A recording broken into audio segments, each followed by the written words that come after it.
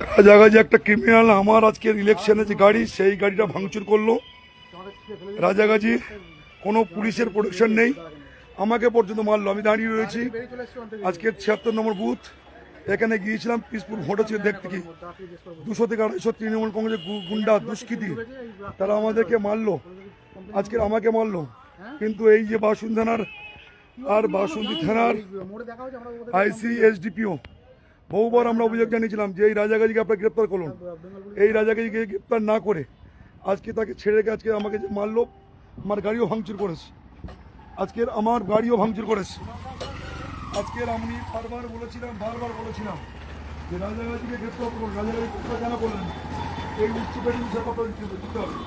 আজকে রাজাগাজি কেন আপনারা গ্রেপ্তার করলেন? এই উচ্চটা আইসি এসডিপিও করতে হবে। আমি একটা নির্বাচনী এখানে প্রার্থী, আমি গিয়ে দেখি ভোটটা বুথটা কেমনভাবে ভোট হচ্ছে, জনগণ সেখানে শুধু আমাকে পর্যন্ত তারা মারলো। এ হচ্ছে ভয়ঙ্কর খেলা চলছে বাসন বিধানসভায়। আজকে গণতন্ত্র আজকে লুণ্ঠিত, এটা গণতন্ত্রের নামে একটা প্রহসন চলছে, এখানে গণতন্ত্রের নামে প্রহসন চলছে। আজকে বারংবার এখানে অবজারভারদের ফোন করেছিলাম, মেল করেছি, আইসি এসডিপিও মেল করেছি, কেন রাজাগাজিকে গ্রেপ্তার করা হয়? তার যে গুন্ডাদেরকে নিয়ে আজকে বাইরে যে গুন্ডা নিয়েছে তারা আজকে দেখে আমার গাড়িটা ভাঙচুর করলো, কেন তাকে ছাড়া করলো? এই উত্তরটা এসডিপিও এসপি আজকে টাকার বিনিময়ে আজকের এই রাজাগাজিকে ছেড়ে গেছে।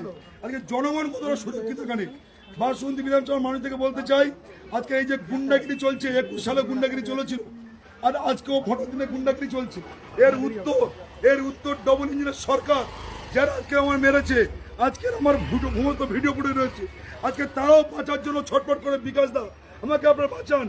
আমি কিচ্ছু বলিনি, আমি মার খেয়েছি,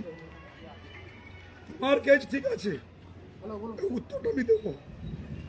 ৪ তারিখে বড় রাখবে, আজকে ৪ তারিখে বড় বসো গাড়িতে বসো। এই উত্তরটা আপনাদেরকে দেবো।